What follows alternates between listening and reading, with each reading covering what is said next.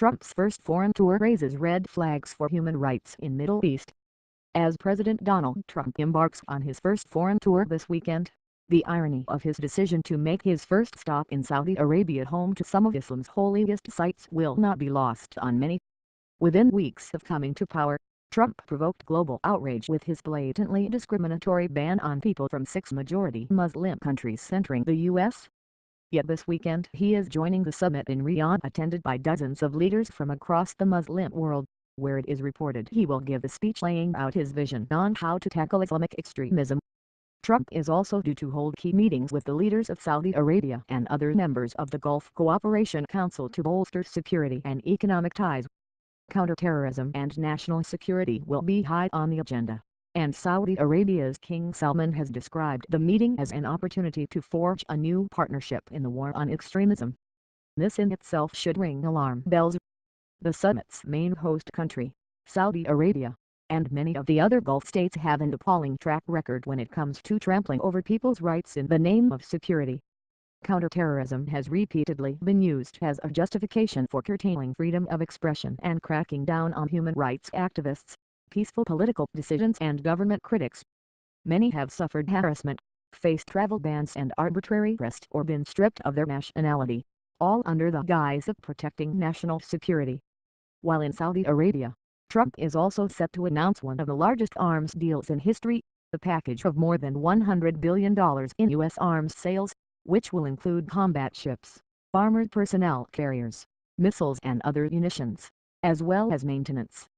Continuing to supply arms and military assistance to Saudi Arabia, which is leading the military coalition in Yemen suspected of committing violations of international humanitarian law, is reckless to say the least. By doing so, the U.S. risks complicity in war crimes.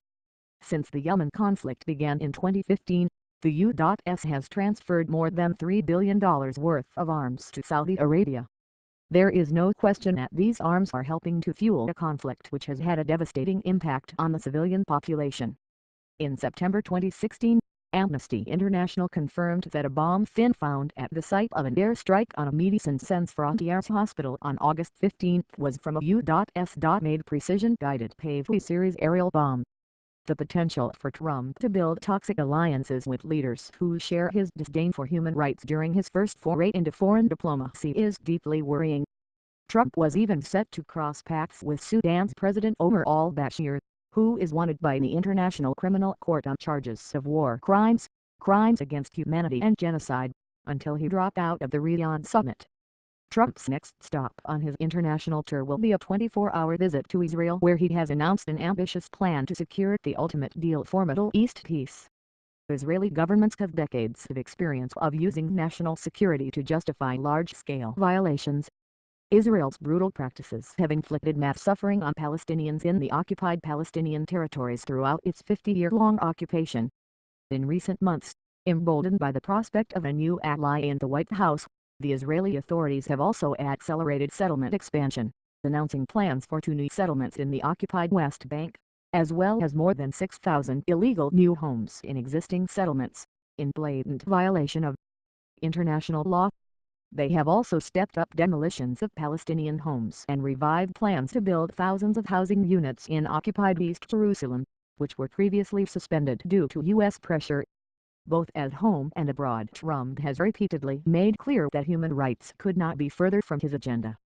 His international trip could set the stage for a new partnership among like-minded leaders who agree with the deeply flawed and dangerous notion that national security can justify trampling on people's basic rights. That's why it is all the more important to keep up the fight for human rights, by speaking out in the face of injustice and standing up for human dignity.